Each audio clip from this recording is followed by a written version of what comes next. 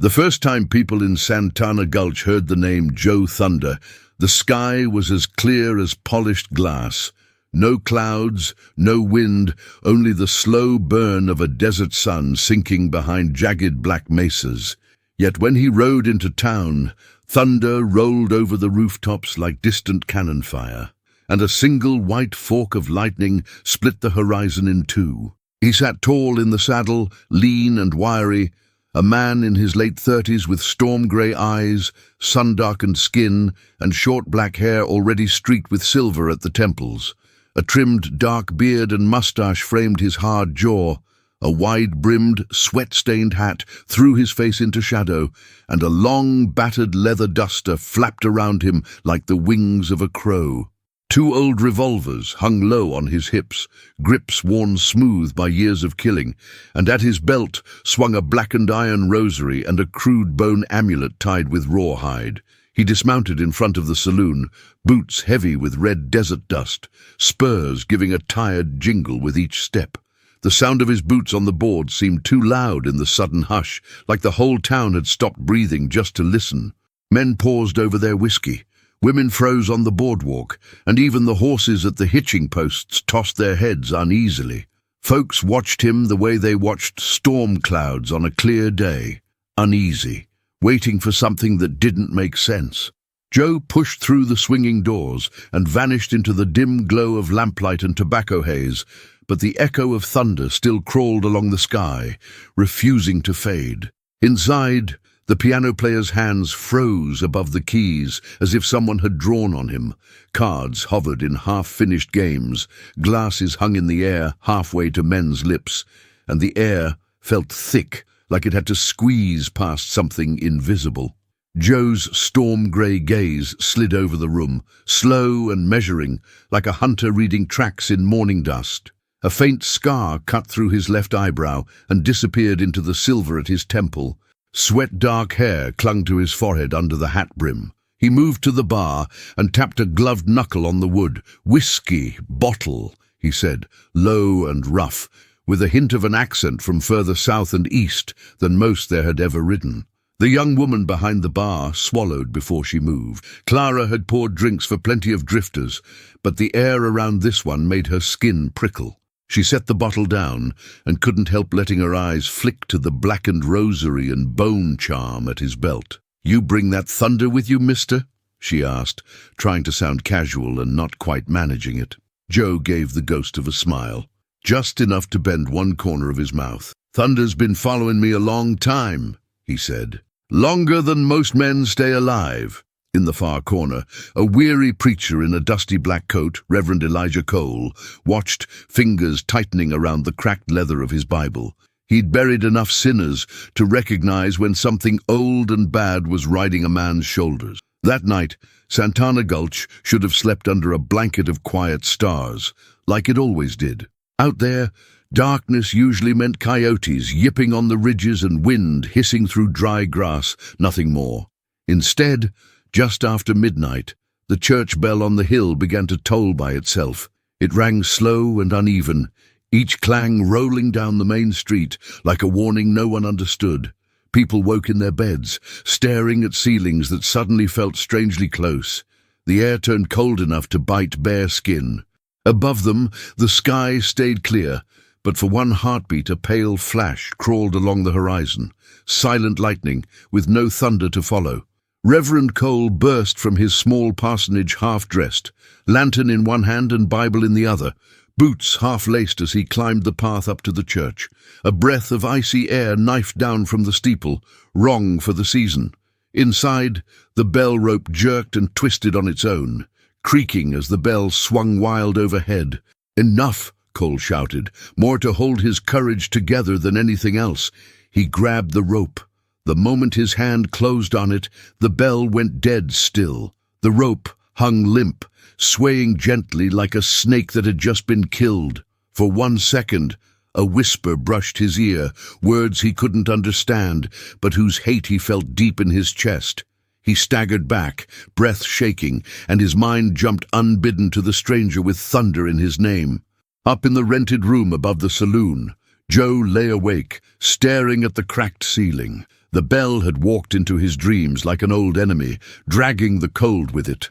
When it stopped, the silence pressed down heavy. He heard footsteps then, slow, measured steps on the hallway boards outside his door, too light for a big man, too heavy for a child, wrong in a way he couldn't quite name. His hand settled on the worn grip of his revolver. The air cooled until his breath fogged faintly in front of his face. The footsteps halted right outside his door and stayed there.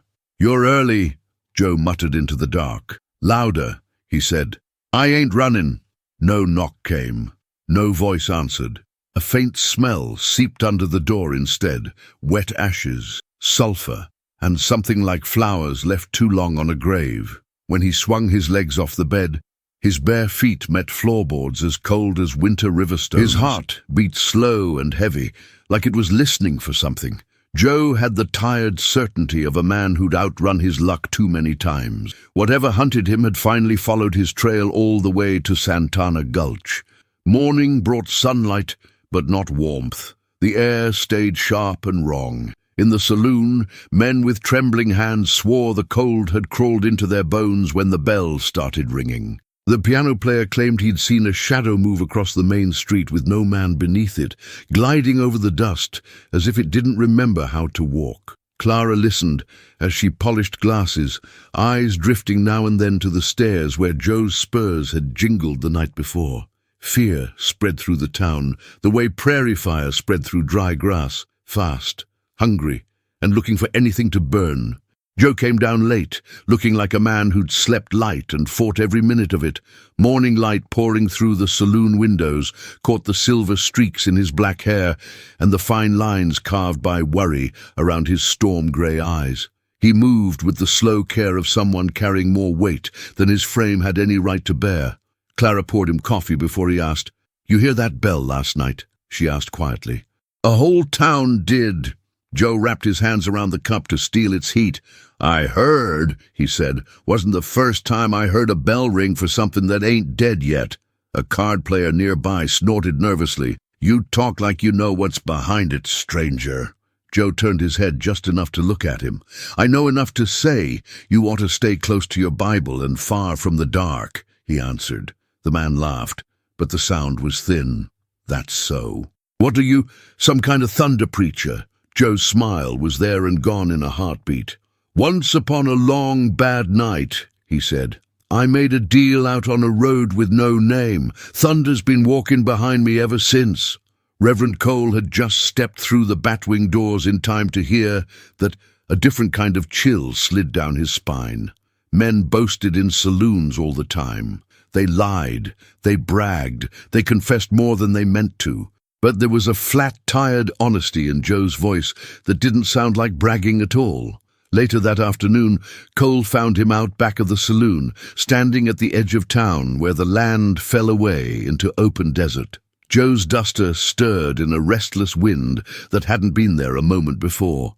"Mr. Thunder," Cole began. "Name's Joe," the gunslinger said without turning. "Thunder's just what follows." "Our bell rang itself last night," Cole said, coming to stand beside him. "Strangest thing I've seen in a long time, and this is a land that's seen plenty." Joe's jaw worked, a muscle ticking. "Bells ring in a lot of places I pass through," he answered. "Sometimes church bells, sometimes funeral bells, sometimes it's bones rattling, and folks just call it a bell, 'cause it's easier to sleep that way." He nodded toward the horizon. "Whatever rattled yours didn't come by accident." Cole studied the hard profile, the scar at his brow, the hand that never strayed far from his holster. "You mentioned a deal," the preacher said carefully. "You mean the kind a man makes with God, or the other kind?" Joe gave a humorless chuckle.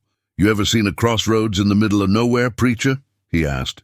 "Four dust roads crossing where there's no town, no homestead, no reason at all for 'em to meet?" Cole thought of wagon ruts and cattle paths.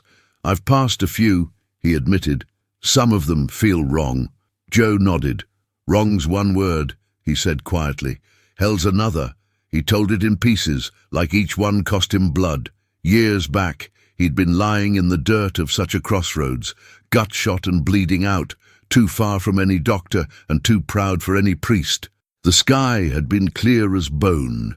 The earth drank his blood like rain. Thunder rolled in without a cloud. A voice came out of nowhere and everywhere, offering him a trade, his soul for his life, and a little streak of lightning in his hand so he'd never miss again. "I said yes," Joe finished, eyes on the distant mesas. "Didn't think much past staying alive." Cole's face tightened, more with sorrow than anger. "And now you think hell's come to collect?" he said. Joe took a slow drag from his hand-rolled cigarette. "I know it has," he answered. "Been following me from town to town. Bells ring where they shouldn't. Shadows walk ahead of me. Folks stand too close, get cold like they're standing in their own grave. Most times I get on my horse and ride till it finds some other door to scratch at. This time..." He exhaled, smoke curling away on that wind that seemed to like him too much. "This time I'm tired of running and letting it chew on everyone but me." That evening, a dust-coated scout rode in with bad news hanging off him like burrs. He'd found Tom Harlan, a local cowhand, lying face down on the trail north of town. There'd been no storm, no tracks leading away, no sign of a struggle, just a dead man in the dirt. The part that hollowed out everyone's guts was his boots.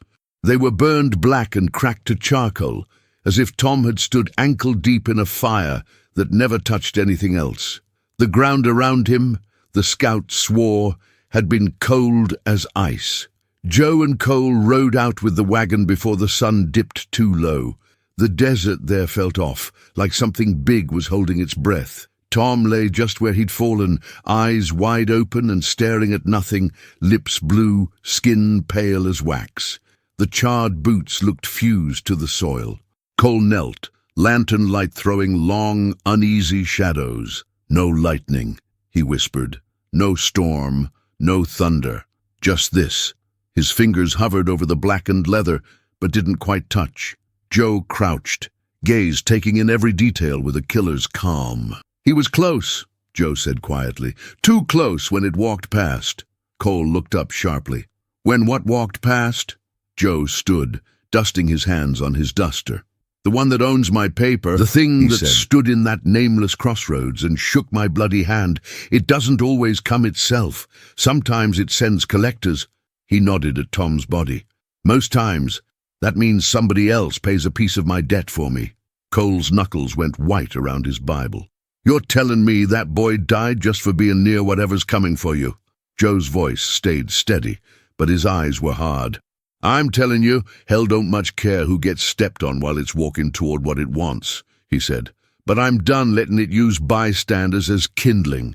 This time, preacher, it's me or it, and it's not taking this town with it." On the ride back, they reined in on a rocky ridge overlooking a maze of canyons painted blood-red by sunset.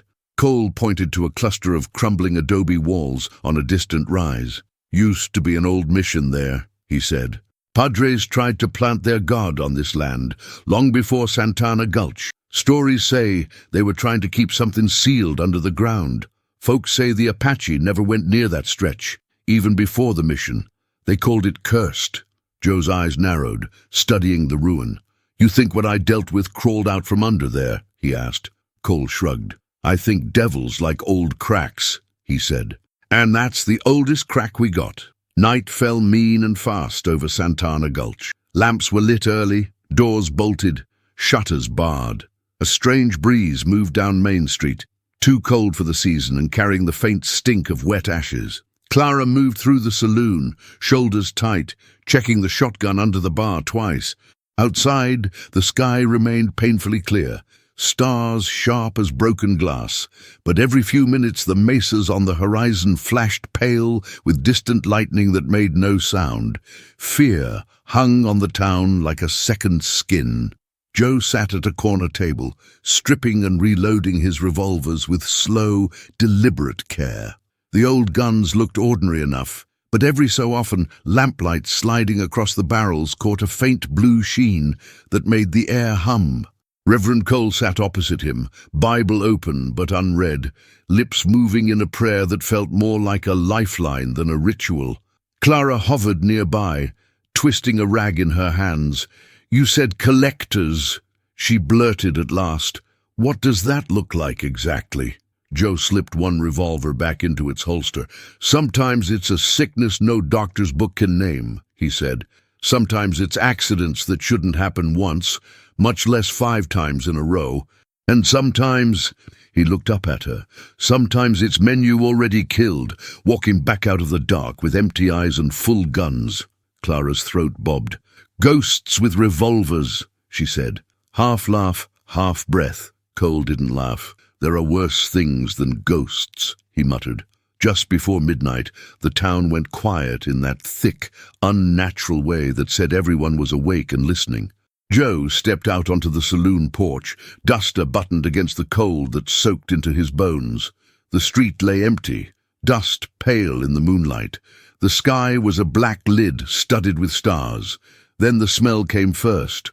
Burned leather, grave dirt, rusted iron. The sound followed, many boots marching in perfect step, slow and patient. No horses, no jingling harness, just footsteps coming out of the dark. Shapes emerged at the far end of the street, hat brims, long coats, the familiar outlines of gunmen. At a distance, they could have been any trail-worn cowhands, but as they drew near, the truth showed in lamplight. Their skin was too pale, lips dark and cracked, eyes clouded like storm glass. Some had bullet holes like black coins in their foreheads or chests. Others wore nooses around their necks, rope fibers blackened and smoking. Cold rolled ahead of them in a wave. Joe's stomach clenched as he recognized faces in the line. A Mexican bandit he'd shot in a canyon. A bounty hunter he'd dropped in a snowy pass.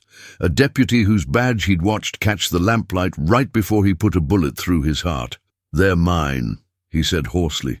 Every last one. The undead gunman stopped about 20 paces away, spreading into a crooked line across the street. Behind them, the shadows between buildings thickened, pooling like spilled ink. From that deeper dark, another figure stepped forward, taller than the rest, wrapped in a long coat darker than the night, wide hat pulled low. No face showed beneath the brim, only 2 faint, smouldering embers where eyes should have been. Dust clung to him not like dirt, but like ash drifting constantly from his form, as if he were always in the process of burning. The air around him shimmered with a mix of heat and cold that made Joe's teeth ache. One of the corpses shuffled a step ahead of the others, a tall man with a jagged bullet hole in his chest. When he spoke, his voice rattled like stones in a dry gourd. "Joe Thunder," he rasped. "You ran long enough. Time to settle the bill." Joe drew both revolvers, the metal humming faintly in his hands, blue light licking along the barrels. "I ain't paying with anybody else's life," he said. "You want me, you take me. This town's off your ledger." The corpse's lips cracked into a slow, breaking smile. "Hell don't bargain with meat," it said. Guns came up in dead hands. The night exploded in muzzle flashes and screaming bullets.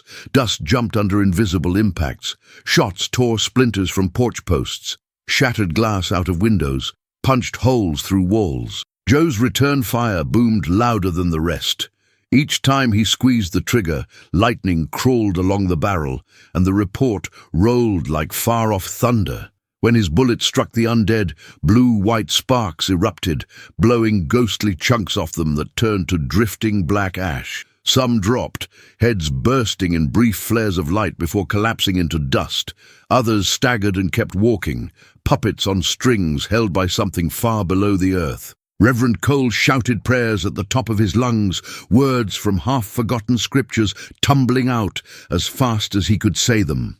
Clara fired from the saloon doorway, the shotgun's blasts punching ragged holes through undead torsos that smoldered and then collapsed. Smoke and dust thickened the air, mixing with a metallic, bitter smell that wasn't quite blood. A bullet shattered a street lantern, sending oil and fire climbing a post. In a heartbeat, a gust of unnatural cold smothered the flame, as if pinching it out. In the deeper shadows behind the line of undead, the tall figure in the black dust simply watched. When Joe's lightning-charged bullets dropped corpse after corpse, the ember eyes under the hat brim glowed a little brighter. At last, the figure raised one hand. The ground shuddered. cracks spiderwebbed through the dirt street, glowing faintly red from within, like coals under thin ash. A low roar rose from somewhere far below, deeper than any thunder the desert had ever known. "We can't hold this street," Cole shouted, ducking as a bullet tore the brim off his hat. "Not like this," Joe fired again. "Then where?" he barked. "To the church." "No," Cole yelled back. "Beyond it, the old mission. If there's a doorway for this devil, it's there." "This is just where he knocks." They fell back in bursts, Joe covering the retreat with bursts of thunder and lightning, Clara and Cole slipping from shadow to shadow. The undead didn't hurry. They advanced in the same steady, relentless pace, like death itself on a slow march. As the three living souls disappeared into a narrow alley, the tall figure in the black dust turned its ember gaze toward the hill where the ruined mission lay. Somewhere deep inside Joe, the memory of the crossroads pulsed in answer, like an old scar aching before rain. The ravine behind Santana Gulch cut through the land like a narrow scar, just deep enough to hide them if they stayed low. Above, gunfire and howls faded into a distant storm of sound. The wind slithered through the rock like a living thing, carrying a scent of cold stone, and something burned.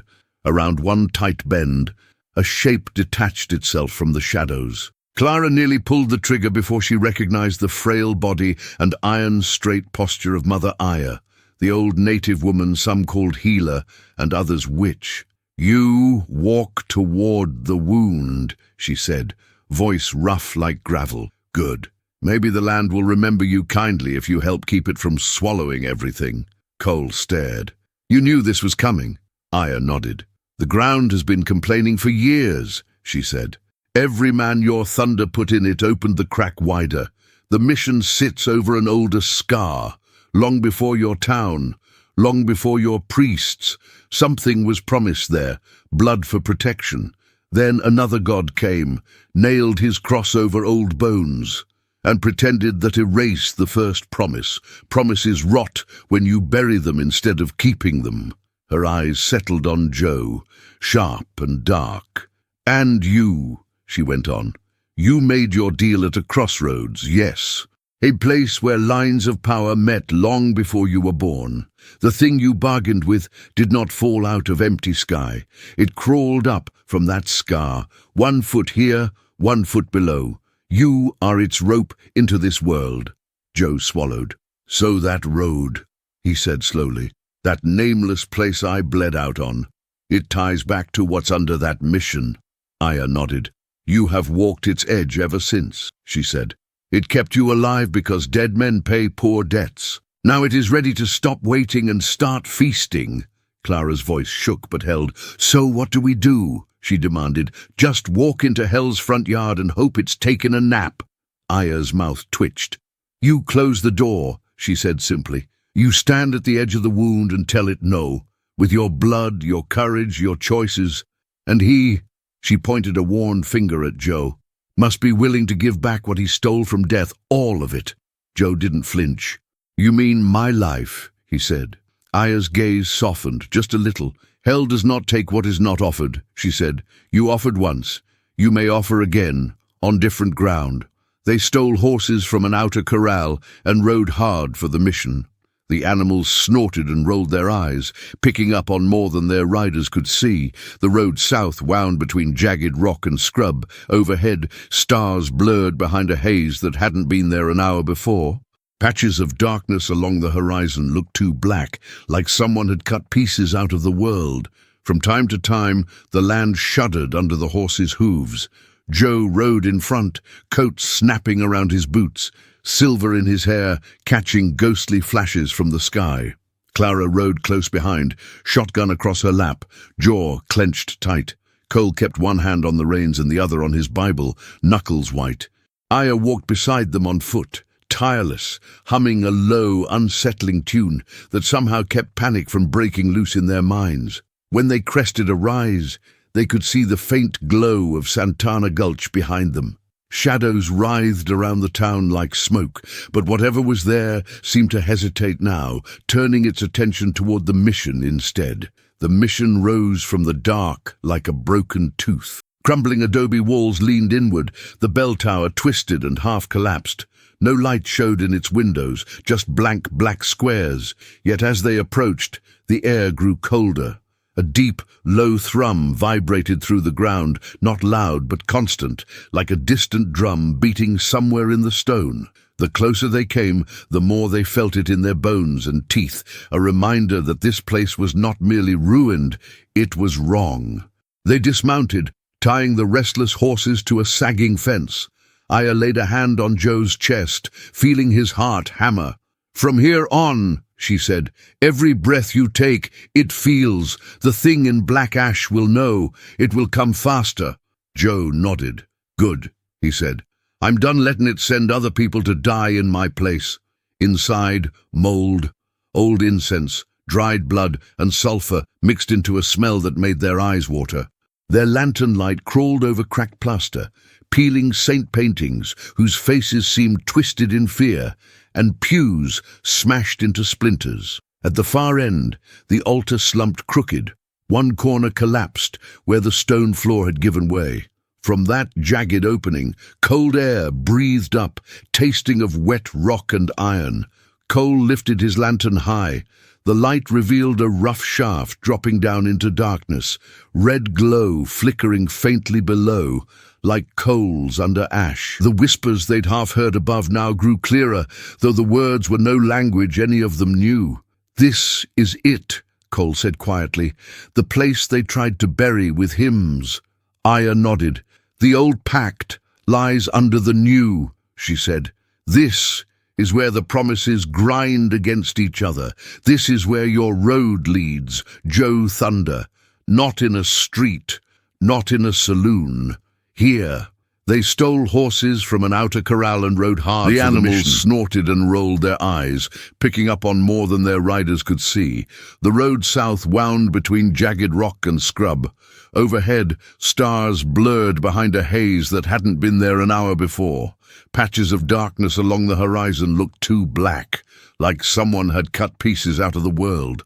From time to time, the land shuddered under the horses' hooves. Joe rode in front, coat snapping around his boots, silver in his hair catching ghostly flashes from the sky. Clara rode close behind, shotgun across her lap, jaw clenched tight. Cole kept one hand on the reins and the other on his Bible, knuckles white. Aya walked beside them on foot, tireless, humming a low, unsettling tune that somehow kept panic from breaking loose in their minds. When they crested a rise, they could see the faint glow of Santana Gulch behind them. Shadows writhed around the town like smoke, but whatever was there seemed to hesitate now, turning its attention toward the mission instead. The mission rose from the dark like a broken tooth. Crumbling adobe walls leaned inward, the bell tower twisted and half collapsed. No light showed in its windows, just blank black squares, yet as they approached, the air grew colder. A deep, low thrum vibrated through the ground, not loud but constant, like a distant drum beating somewhere in the stone. The closer they came, the more they felt it in their bones and teeth, a reminder that this place was not merely ruined, it was wrong. They dismounted, tying the restless horses to a sagging fence. Aya laid a hand on Joe's chest, feeling his heart hammer. "From here on," she said, "every breath you take, it feels. The thing in black ash will know. It will come faster." Joe nodded. "Good," he said. "I'm done letting it send other people to die in my place." Inside, mold, old incense, dried blood, and sulfur mixed into a smell that made their eyes water. Their lantern light crawled over cracked plaster, peeling saint paintings whose faces seemed twisted in fear, and pews smashed into splinters. At the far end, the altar slumped crooked. One corner collapsed where the stone floor had given way. From that jagged opening, cold air breathed up, tasting of wet rock and iron. Cole lifted his lantern high. The light revealed a rough shaft dropping down into darkness, red glow flickering faintly below like coals under ash. The whispers they'd half heard above now grew clearer, though the words were no language any of them knew. "This is it," Cole said quietly. "The place they tried to bury with hymns." Aya nodded. "The old pact lies under the new," she said. This is where the promises grind against each other. This is where your road leads, Joe Thunder, not in a street, not in a saloon. Here, for a long moment, Joe just stared down into the shaft. The cold rising from below felt like the breath of every grave he'd ever walked past. His fingers brushed the iron rosary and bone amulet at his belt, one symbol of heaven, one of something older, both blackened by years of dust and smoke.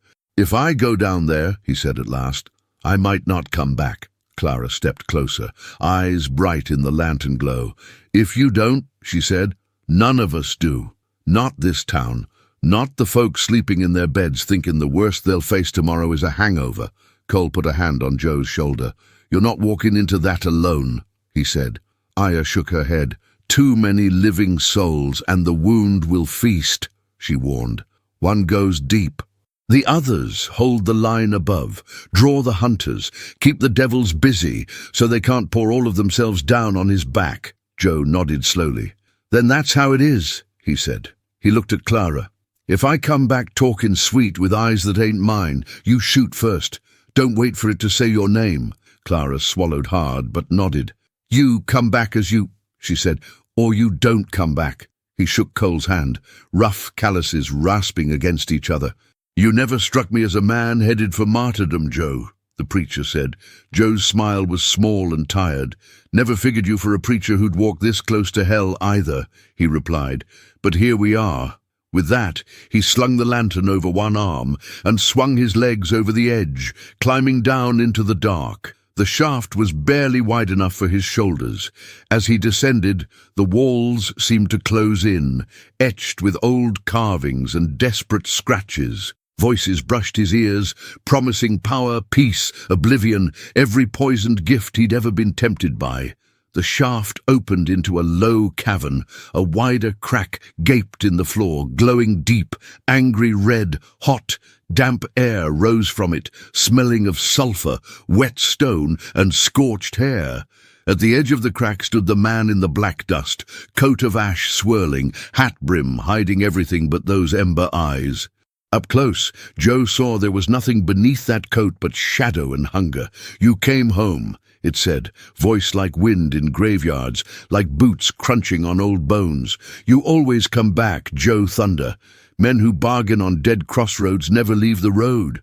They just wear grooves in it." "This ain't home," Joe said. "This is a hole you dug under land that never asked for you. I came to close it." Ash drifted lazily from the demon's sleeves. "You came to pay," it corrected. "This land bleeds your kind into my hands. Every bullet with my lightning in it opened my way wider. You begged for life, and I gave it. You begged for power, and I placed it in your grip. Now you walk, and my shadow walks further than it ever could alone. You are my door." Joe raised one revolver and fired. The shot cracked like the sky splitting. Lightning slammed into the demon's chest. For one heartbeat, the man in the black dust flared white-blue and blew apart, ash scattering. Then it reformed, leaving only a faint glowing crack where the bolt had hit. "You cannot kill the storm with wind it lent you," it hissed. Joe's hand tightened. "You're right about one thing," he said quietly. "I've been walking too long on borrowed time. You gave me years I didn't deserve.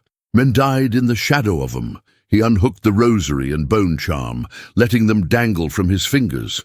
"You want what you bought," he said. "You can have it back." He drew his knife and cut the rosary string. Iron beads dropped into his palm. He squeezed them until the metal bit into his skin, and blood seeped between his fingers, soaking the bone amulet. "You saved my life once," he said. "Kept me from the grave, and set me on a road that only ever led deeper into you. I'm giving it back, all of it, every breath, every shot." The demon took a step closer, cracks in the floor widening under its boots. "You are bound to the crack, to the crossroads, to me," it snarled. "Your soul walks, and I walk with it. You cannot cut your own strings." Joe smiled then, a small, crooked thing full of fatigue and something like peace. "Not if I don't go anywhere," he said. Before doubt could find him, he stepped off the rock and into the crack, Fire blasted up to meet him, not fire that burned flesh, but a roar that peeled away everything not nailed down in his soul. As he fell, he hurled the fistful of blood-soaked iron and bone back toward the fisssure's edge. It struck the place where hell's heat met earth's stone. Lightning erupted there, wild and uncontrollable, a storm that belonged to the sky, not to hell. Blue-white fire punched upward, through the cavern, through the shaft, through the mission floor. Above, in the ruined chapel, a pillar of lightning exploded through the broken altar, tore the roof apart, and speared into the sky. Clara and Cole were thrown to the floor. For one impossible instant, they saw a silhouette suspended in the heart of the light. A lean man in a wide-brimmed hat, long coat flaring, silver-streaked hair whipped by otherworldly wind. Then the light tore past, and he was gone. The shockwave rolled out across the land. In Santana Gulch, the undead gunmen froze. The ember glow in their eyes snuffed out. Their flesh cracked and flaked, blue-white light flickering through the holes in their bodies before they collapsed and crumbled into drifting ash. The glowing cracks in the street snapped shut, leaving only dark scars in the dust. The heavy pressure that had been leaning on the town's shoulders lifted all at once, like a giant hand had finally loosened its grip. Down in the cavern, lightning ripped the man in the black dust apart, blowing ash and shadow back into the shrinking crack. The wound in the earth narrowed, edges seared white, then cooled to black stone. When the light finally died, Clara and Cole ran to the broken altar. The hole in the floor was smaller now, edges solid and cold. No red glow rose from it, no whisper crawled out. Cole lowered a lantern as far down as the arm would reach. Rough rock and darkness looked back. No hat brim, no coat, no sign of the man who had climbed down. "He's gone," Cole whispered. "At least from here." Clara's voice broke. "He can't just be gone. After all that?" Aya rested a hand on her shoulder. "He walked farther than most men get to," she said softly. "The road he's on now, that's between him and whatever waits beyond the crack." Days passed. Santana Gulch wore its scars openly, patched walls, new boards where bullets had torn through, fresh graves on the hill. The church bell rang again, only when pulled by human hands. It never rang by itself at midnight. Reverend Cole's sermons were quieter but heavier. Clara kept the saloon running, the same whiskey, the same songs, but sometimes at night she'd stand in the doorway, listening for the jingle of spurs and a tired voice asking for coffee. It never came. Still, when storms rolled in from the west, she'd step outside, tilt her face up into the rain, and listen to the thunder. Every now and then, she thought she heard a rough chuckle hidden in the rumble. Mother Aya walked the hills and ravines, feeling the land under her bare feet. The wound beneath the mission was not fully healed, scars that deep never are, but it was no longer open and hungry. The thin places felt thicker. Stories began to drift along the trails. A lone rider on a far ridge, outlined in lightning, gunshots that sounded like thunder in the middle of nowhere, trouble that somehow turned just as a man with shaking hands pulled the trigger. Some said Joe Thunder had ridden straight down into hell to settle his account in person. Others swore he now walked the border between worlds, slamming shut whatever door he could find. Whether Joe Thunder had fallen, risen, or simply changed roads forever, no one in Santana Gulch could say, but the town endured. The dead stayed in their graves. The bell only rang when it should. On bright, cloudless days, when not a single storm cloud marked the sky, folk sometimes heard one soft, distant rumble of thunder roll over the mesas for no good reason at all. When that happened, Clara would pause with a glass in her hand, Cole would stop in the middle of a sermon, and Aya would close her eyes and listen. None of them said his name out loud, but each of them, in their own way, thanked the man who had dragged hell to their doorstep and then slammed the door in its face. And somewhere beyond the edge of every map, a lone rider moved along a road only he could see, thunder at his back and lightning in his shadow. Maybe he walked between worlds. Maybe he simply kept the worst of this one from devouring the rest. Either way, the frontier had one more legend now. They called him Joe Thunder, the gunslinger who defied hell, and on nights when the wind got strange and the stars shone too bright, people along the Old West were quietly glad he did.